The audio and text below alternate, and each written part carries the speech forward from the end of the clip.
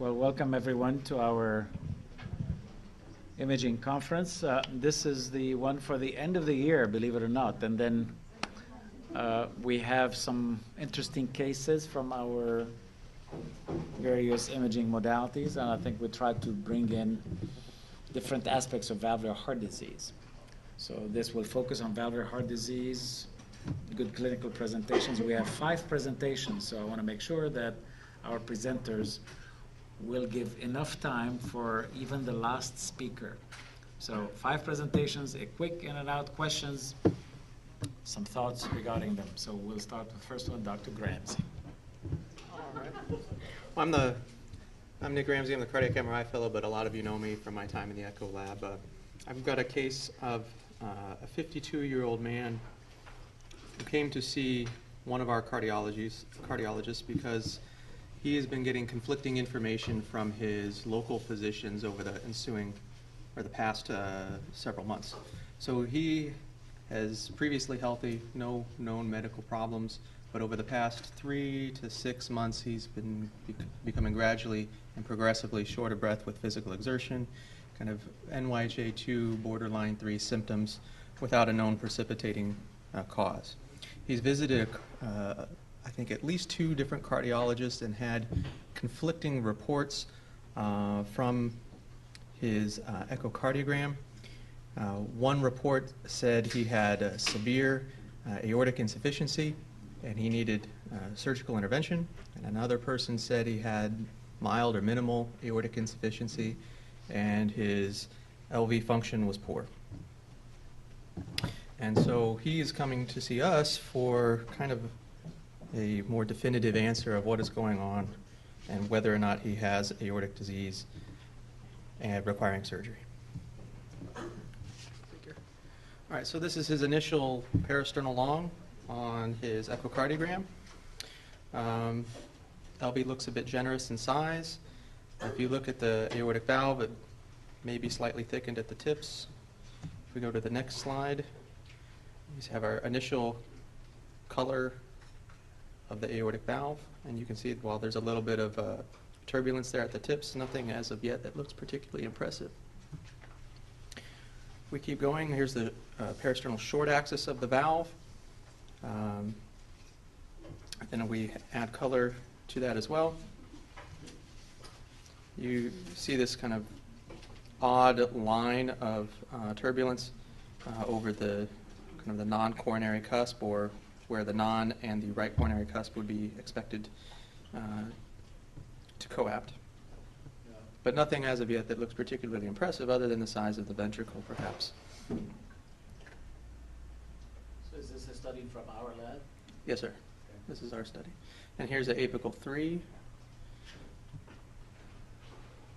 And then going again to color. Now we start to see a little bit more of an impressive jet, but it's clearly quite eccentric towards the anterior mitral leaflet. On our 2D images, we don't really see anything that may be a clear etiology for it, and now you can see perhaps why it may have been underappreciated on some views as opposed to others. And this is the best color view of the jet. So coming to a pulse wave of the LVOT, we have a nice contour. And putting with CW, we're not really able to capture it quite well. Again, it's quite eccentric, so somewhat limited in our direct assessment with color Doppler and with pulse wave and continuous wave Doppler. If we go to the aortic arch, there's pulse wave in the proximal arch. You can see that there's a little bit of at least early diastolic flow reversal. Continuing on to the descending aorta, we have again some at least early, maybe mid diastolic flow reversal. Is this abdominal? Mm-hmm. Very yes, abdominal. Sir. Right? I mean, this is in the abdomen, very abdominal. And just for kicks, I put on some mitral valve M-mode Doppler, and you can see a little wave of the anterior mitral leaflet. So at this point, this is his echo examination. He's symptomatic. There's some eccentric aortic insufficiency, there are some, while the color Doppler may not be impressive, it is eccentric. While the CW across the aortic valve may not be impressive, again, it's eccentric.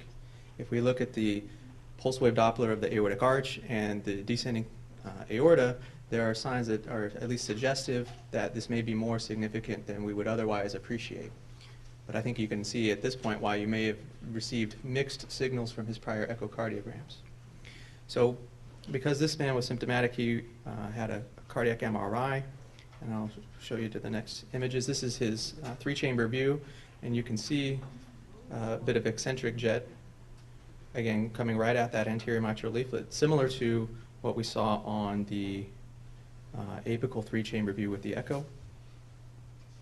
This is just another view, kind of more close up. You can see how severely eccentric it really is, coming really right at the base of the anterior mitral leaflet.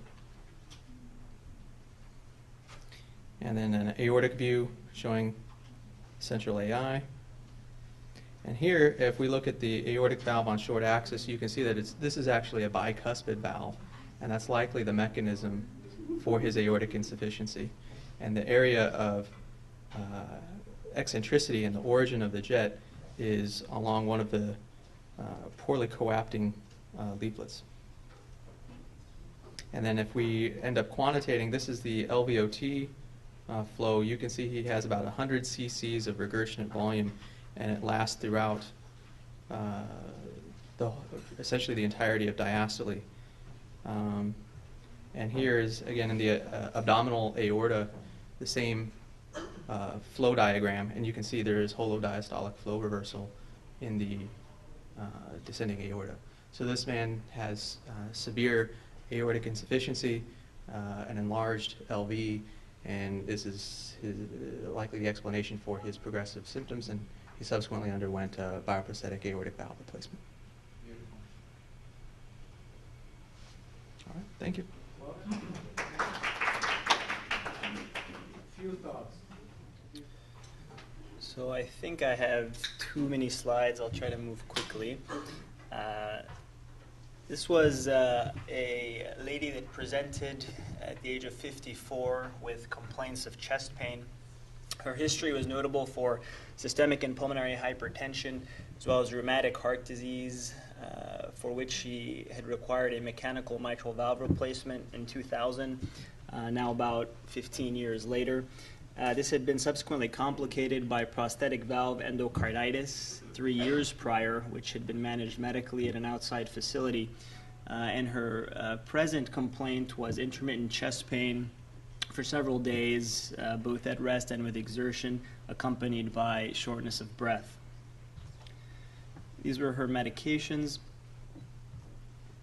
She was referred for echocardiography in our lab, and these are two parasternal long axis views, the one on the left 2D only and the one on the right with addition of color Doppler.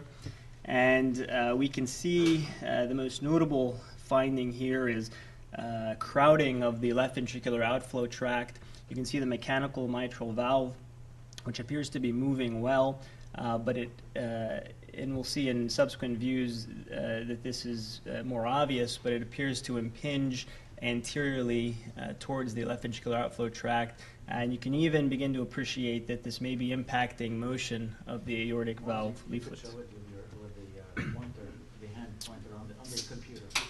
Use the computer. Oh, I see. Laser pointer. Yeah, here you go. Ah, there we go. Yes, so mechanical mitral valve here, and if you're accustomed to seeing, echo images, then you know that this left ventricular outflow tract, should be wide open, and it shouldn't be crowded as such. And then you can see that this leaflet of the aortic valve does not appear to be moving at all.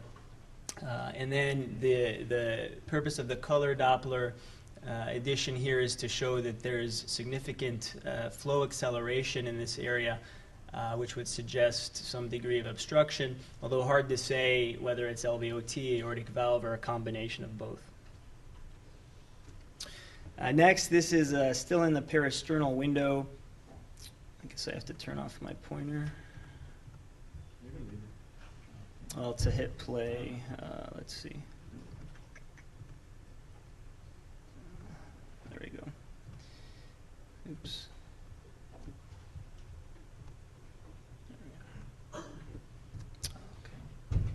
So still in the parasternal window, this is the RV inflow view on the left, and then CW across on the right. And I show this to demonstrate that there was what we ultimately graded as moderate tricuspid regurgitation referable to a dilated tricuspid annulus.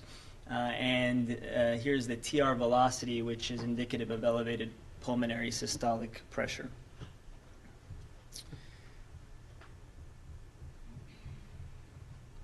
Next, we have apical long axis views or apical three-chamber views, whichever you prefer.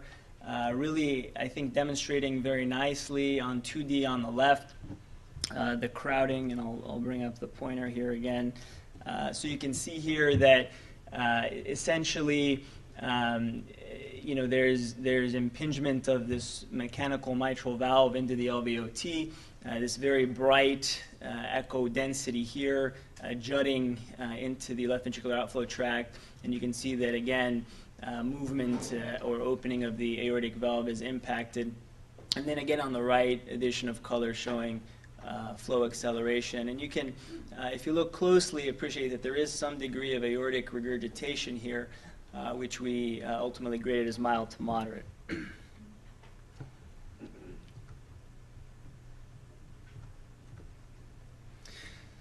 These are still frames demonstrating color Doppler interrogation of the aortic valve on the left by CW, and then the right two panels demonstrating pulse wave in an attempt to localize exactly where the obstruction occurs.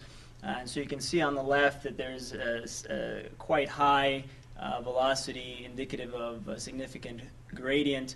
And then on the right, the pulse wave seems to localize it lower, whether it's the LVOT or lower into the aortic valve is hard to tell because of aliasing, but it certainly was not referable to the hyperdynamic ventricle with cavity obliteration. It was where we saw all the action on the other images.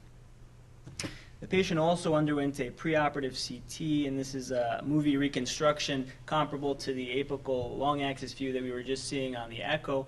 And I think you can see very nicely, here's the mechanical mitral valve opening well, but you can see that, sorry, let me bring the pointer up again.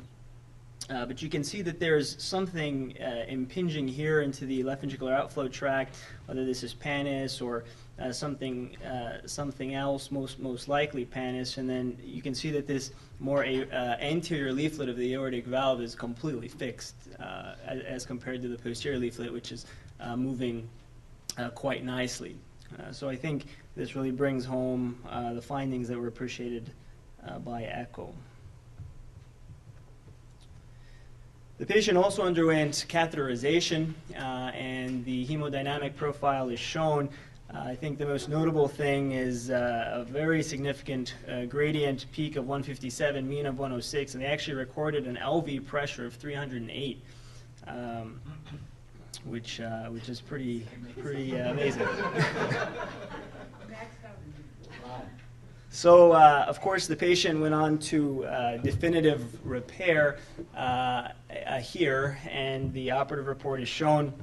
I've highlighted in red, I think, the key points. So the patient had a significant pannus protruding from the edge of the mitral valve prosthesis, as we suspected. The patient also, I didn't point out, but you may have seen the basal anteroseptum was also quite thickened as well.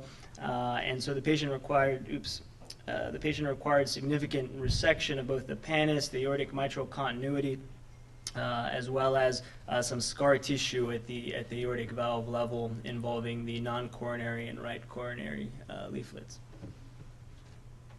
Tricuspid ring was also placed. And then in follow-up, the patient underwent repeat transthoracic echocardiography. Again, these are the parasternal long axis views, which we started with.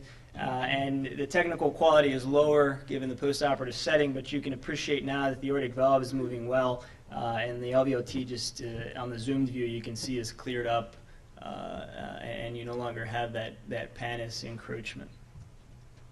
And then here are the apical long axis views, again, just for consistency pre and post. And these are harder to appreciate, but again, you can see the aortic valve moving well on the left, and then less flow acceleration on the right. There's still some degree of AI there. Here's the color Doppler, the Doppler interrogation. The patient still has elevated cardiac output, so this is kind of reflective of a hyperdynamic state, plus perhaps the contribution from some AI, but certainly the peak velocity on the right is much diminished.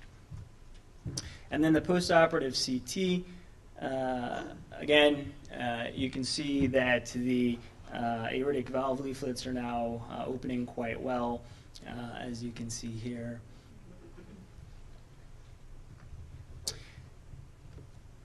And so just a quick take-home point.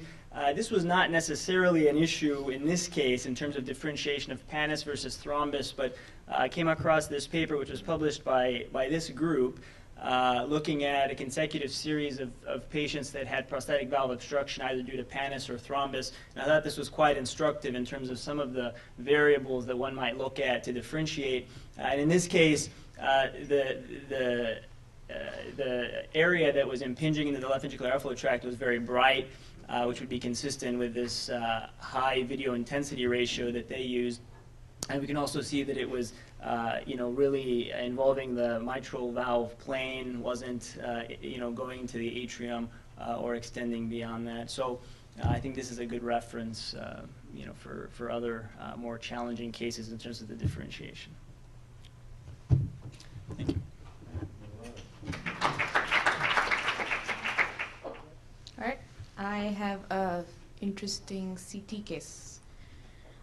So this was a 68-year-old female who had history of hypertension, hyperlipidemia, and she had symptomatic aortic stenosis. She presented to the hospital for a routine aortic valve replacement. She at the time had NHY class 2, had some angina, which is what led to this aortic valve replacement. So pre-surgery, she did have a cardiac cath, and I'm going to go over some of these images. So as you can see on this top right panel, this is your right coronary artery. Nicely seen, no abnormalities, no irregularities. And then you see this is the left system where you see the left anterior descending, coming right through here, and then you have the left circumflex kind of going towards the back.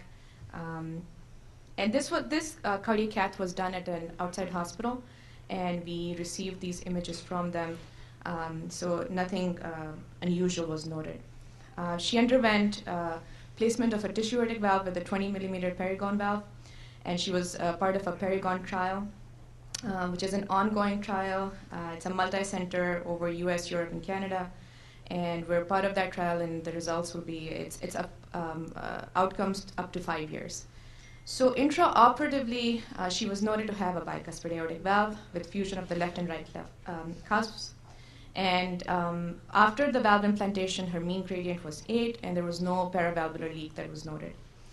Intraoperatively, however, interestingly, the surgeon operating on the patient could not find the right coronary artery. While before, whenever they do valve replacement, they also look at the coronaries, make sure they're in the right place, and so that they don't have to do anything for that particular artery. So post-op echo was done, and initial images, nothing unusual. She did have a lot of pericardial and pleural effusion. She had concentric LV hypertrophy. Her EF was good. RV, RA-RV were good. Her DVI through the valve were okay. And as you can see in this particular close-up Doppler image, nothing unusual was noted. I'm going to take you through some of the images of this is a 3-chamber again, Doppler again. We don't see anything very unusual. These are the LVOT and aortic valve Doppler. Then what was unusual was this image, which there was a diastolic color jet that was seen, and it was eccentric, and it was close to where you would actually see a left main stenosis, or it was suggestive of some kind of eccentric AI. However, this eccentric jet was not seen on any of the other images. when I looked at the echo, I would have totally missed it, but Dr. Zoghbi had read it, so nothing can miss his eye. But so then, okay, all right. Sorry. How many people have seen this, and what do you think?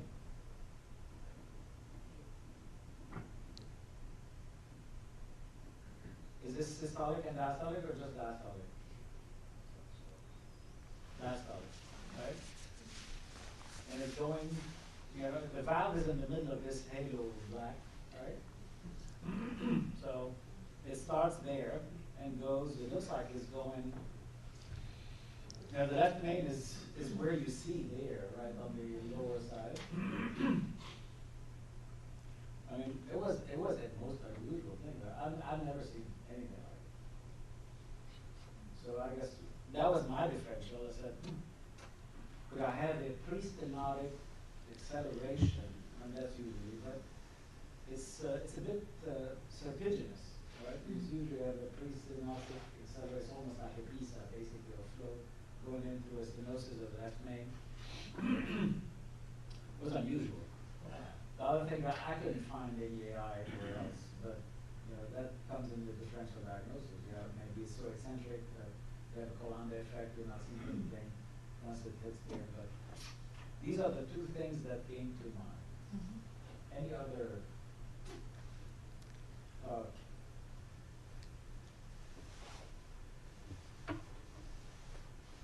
what could it be? Besides these two. Abnormal force of the coronary artery, But we had the cath images at the time, and it didn't seem like that was the case. well, you just look at the echo. So, can I move on now?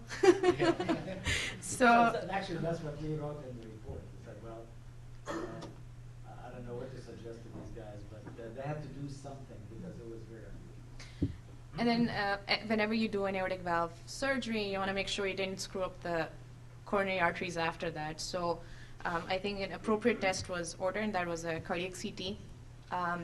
And interestingly enough, what was seen on the cardiac CT, these are axial images, so I'm going to give you a 3D reconstruction of this, but I'll point out exactly. So what you see here is this is the aorta, and this is the left sinus. And you see something coming off in this direction and in that direction. So what you see is basically both the left and the right coronary arteries are coming off of the left sinus of Valsalva.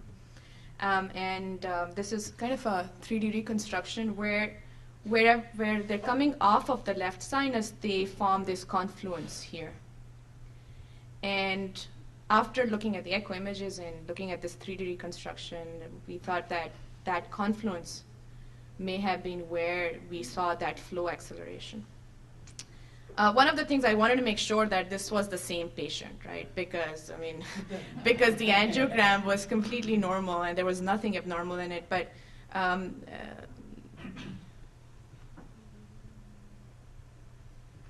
we played this. If you notice the shape of the aorta on this angiogram, it exactly resembles the shape of the aorta in the CT scan. So kind of that's our hunch. And I looked closely at that angiogram again, and if you trace back the right coronary artery, it does seem to come off of the left. If you look at it very closely, frame by frame, and try to trace it out, so it does come off the left. We don't know how they engaged the right during the cath, but the surgeon wasn't aware of the situation that the right coronary artery was anomalous. So let me just quickly show you this 3D. Actually, part of the reason that you saw initially a right, it was the intubation of the right from the catheter was too deep. You see what I mean? So you could not basically catheterize from that main trunk. Catheter went way down into the right, and that's why it always marked a selected right. We saw the retrograde, the little puff in diastole, come back and opacifying this trunk. I wanted to make sure it was the same person. Yeah, and then this is like the confluence that I was talking about. I guess you can appreciate it better. Like they come off of the left, but you know they're not exactly in the same vicinity. But they formed this little pool or pouch there where we did see the flow acceleration. And this is kind of the strength of CT2 because you can 3D reconstruct it and kind of see the whole heart and see what the relationship of each structure is with. The CAP report, did they say they had trouble? No, we didn't have any report, and I talked to the. Or did they use a different catheter? So there was exactly.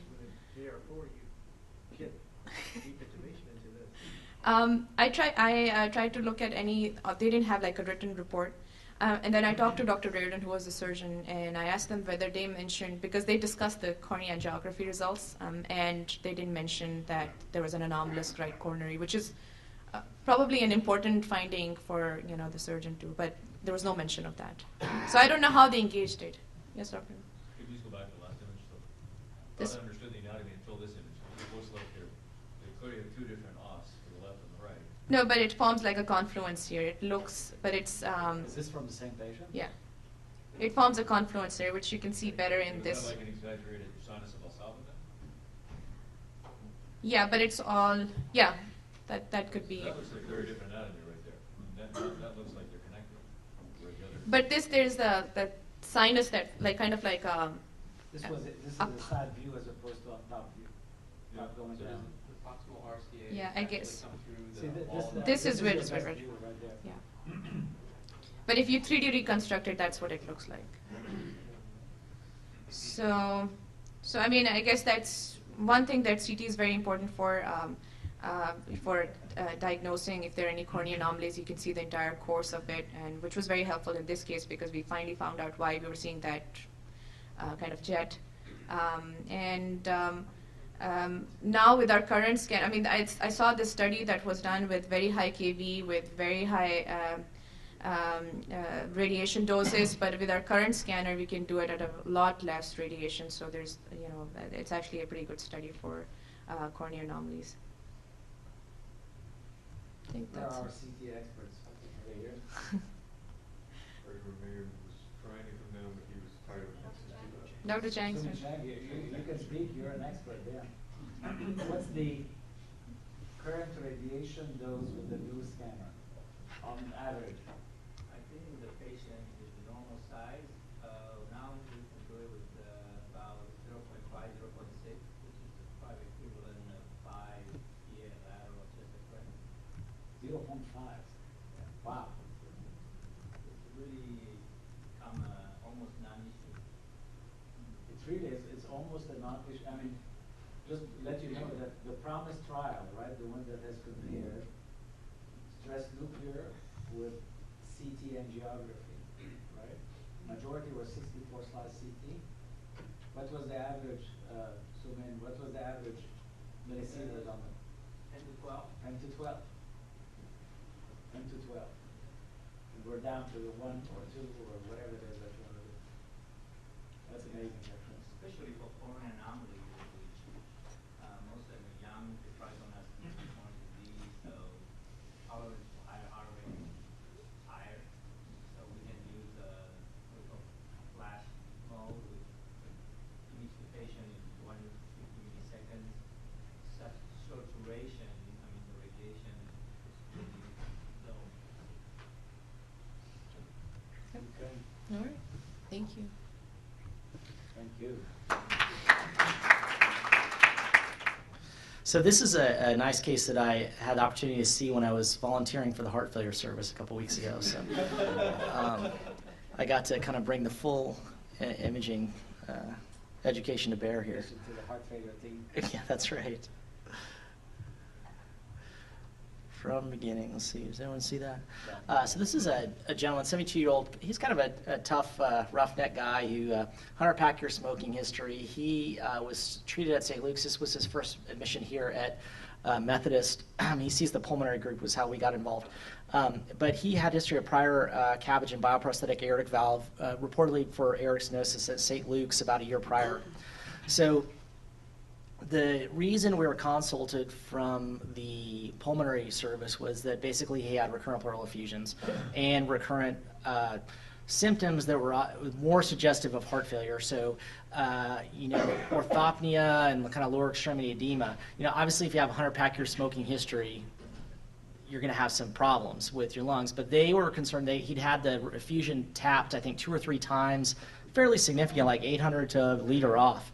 And so this all actually started apparently after his valve. I mean, presumably he went for the valve for severe symptomatic aortic stenosis, although he did have a CAB at the same time. So presumably he was symptomatic prior to his valve, but apparently the effusions and things like that have been afterwards. So, you know, they were just kind of wondering what's going on. Is there any cardiac etiology to it? So, does this work? So, EF pretty good, not cycling, but you can see the EF was normal. Here's another shot of the EF being normal. You know, if you look at his filling pressures, he has impaired relaxation, elevated filling pressures. So he does have some increased LVEDP. So the working diagnosis was with this gentleman was basically, does he have heart failure, preserved ejection fraction? It's kind of the working diagnosis. But when you did the valvular assessment of his aortic valve, you could see that he has this continuous wave Doppler that's, you know, I think about 3.5, 3.6. You know, his TVI through the aortic valve was pretty high too. So that's you know, obviously contributory, but clearly there's an abnormal, in my opinion, abnormal CW signal. So. Oh, really? Okay. All right. I'm here to learn because I'm not going to tell you that. We'll see. Good. Yes, Dr. Z. Bioprosthetic valve placed a year ago. I would bet it is completely normal. That you think the CW signal is completely normal? I would bet it's completely normal, just looking at these 2 pictures that I have in front of you. Do you agree with me, whoever is the experts around here? Beyond MO? I mean, it's clearly high flow. You get a PCI almost 120. Look at your left side. That's your indicator of high flow, right? Yeah. And what's another? So you have high flow. If I have high flow through a prosthetic valve, I'm going to have a higher velocity through the prosthesis, a higher gradient. Okay. Most of the time we say 3 meters or so, you know, within normal, but there are many other, depends on the size of the prosthesis, depends on the flow through the prosthesis. But what are other things on the right side that tell you also that this is normal? Very early peaking. So the acceleration time from onset of ejection to the tip, which is maximal, I can bet you is less than 80 milliseconds. It is. Exactly. All right, so we'll see. We'll see. We'll see. All right, I've got this all out here for you. I got it all out here for you, so we don't have to guess. We don't have to guess. Okay. All right. And I even, because people are going to argue with what did you trace, so I'll just show you. Well, oh no, there's my tracings there. Okay, there. Yeah, so you can see that those are the tracings. Okay. So basically, you're talking about a peak gradient of 47, right? So you get the DVI is 0.31, Okay. right? And he's a bigger guy, right? He's an oil roughneck, I understand that. and BSA 2.29. So your indexed EOA is 0.48. What's his LVOT then? LVOT, 3.5, so that's at least probably 2.1 or so. yeah. So he had a 21 millimeter valve, Yeah. bioprosthetic valve. So here's the logic that I went through. You guys can agree or disagree. I read the guidelines, and I said, "Oh, interesting. He has a peak velocity greater than 3. His DVI is greater than 3. So we're on this area over here. His ejection time is less than 100. So you're in this where you have a normal prosthetic aortic valve that's functioning normally. Right. And so then if you take your indexed EOA, and you index it to your body surface area, less than 0.65 is consistent with severe patient prosthetic mismatch. So in my opinion, this patient has patient prosthetic mismatch, which explains the symptoms in his clinical history. But I'm interested in what other people agree. Go back a little bit. For body surface, is he also another thing we need to know? Is he an obese person or is he a huge person? He's the marriage of those two. He's a big He's a big guy, but he's also a little bit obese too. I mean, he's got some weight on him. Because as you know, prosthesis mismatch is overestimated when somebody is obese as opposed, meaning, and the reason for it is there is less blood flow to fat as opposed to a tall, big individual where there's a lot of muscle mass. And you divide by a big number, and then you get a small number, which is the index for patient prosthesis mismatch. Actually, you will see a publication coming out from Jack Imaging looking at that. Just we pushed the investigators to look at BMI and say, well, doesn't predict prognosis when your BMI is greater than 30. Then because you're dividing by just a big number. Yeah. You understand what I mean? Here, my concern is you have high flow here. Right? He's only 5.1. Cardiac output's only 5.1. Stroke volume's 80. That's not that high flow, especially for a big guy. Yeah, but I think if you're trying to say, well, this individual has high filling pressures, mostly because of so much stenosis. You know, this guy has a mean grain of 25, which is most of the time. You're going to get a mean grain between 15 and 20, 25. I really doubt that we're going to be able to say that because of this patient prosthesis mismatch, that this is the issue for this individual presenting with recurrent pleural effusion. You understand what I mean? Yeah, I agree. I mean, Rob, so the LVOT diameter, 2.1 is actually not big, probably not as big as expected for a guy that you're describing. Uh-huh. You know, you're more like 2.4, 2.5, which if you know, if you just plug 2.5 into your math, That's going to increase you your. have an index DOA of 0.6, 0.7. So now you're into mild, you know, patient mismatch, not severe. Mhm. But you think, you know, let's say this was a native valve. Nothing magical about Yeah. prosthetic valve. So a native valve with peak velocity of 3.2 with high flow is not something that anybody would attribute to, you know, this positive symptoms. Okay. You can't, I mean, it would be So very hard. you're skeptical because the algorithm worked perfectly. Yeah. So the other thing about this is that the jet was the early peaking jet. It was, I mean, the algorithm. This was the algorithm.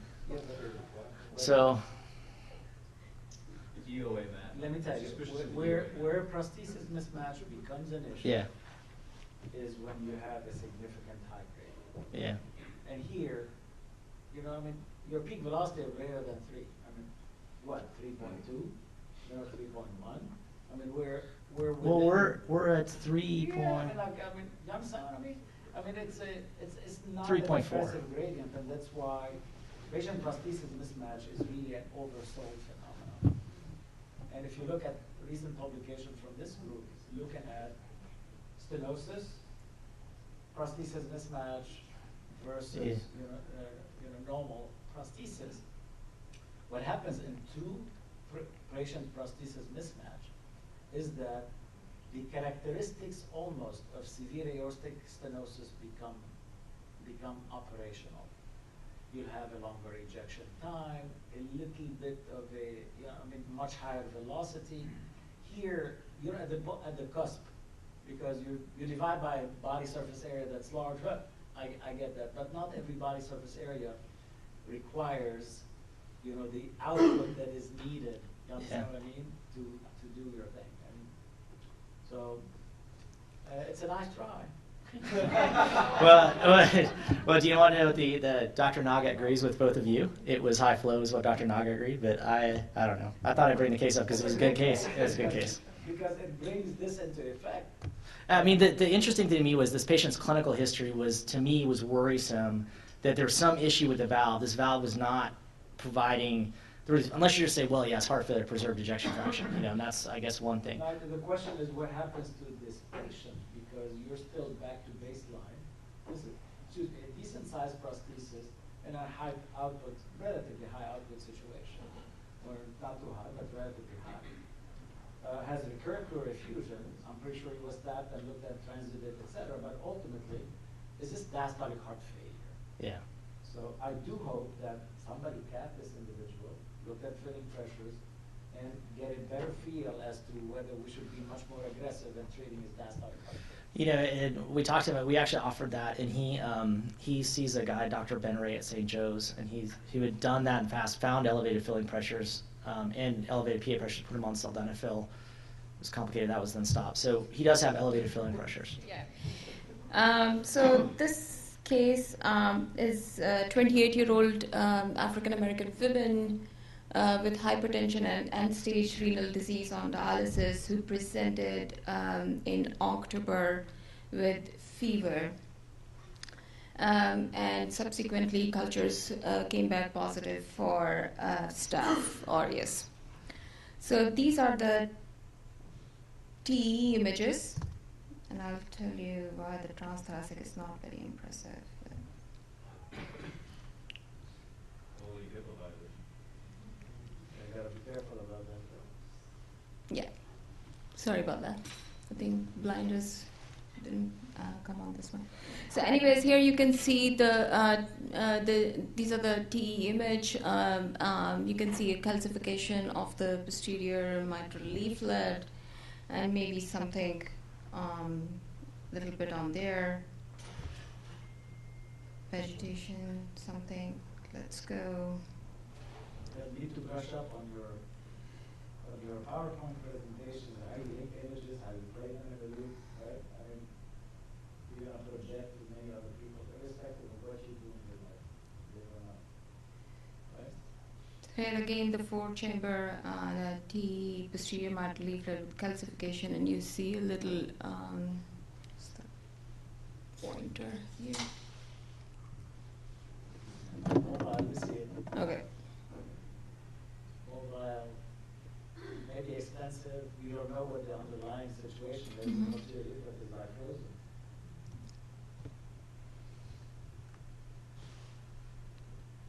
And some mitral regurgitation, nothing impressive. I do that 3D and fast view, see something. What is that? Okay, I need.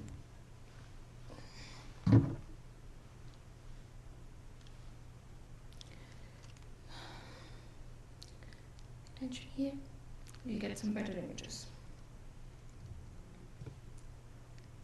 Do these play or not? No, these is, see here, attention to the posterior leaflet, and better yet appreciated on this one, some cleft in the posterior mitral leaflet.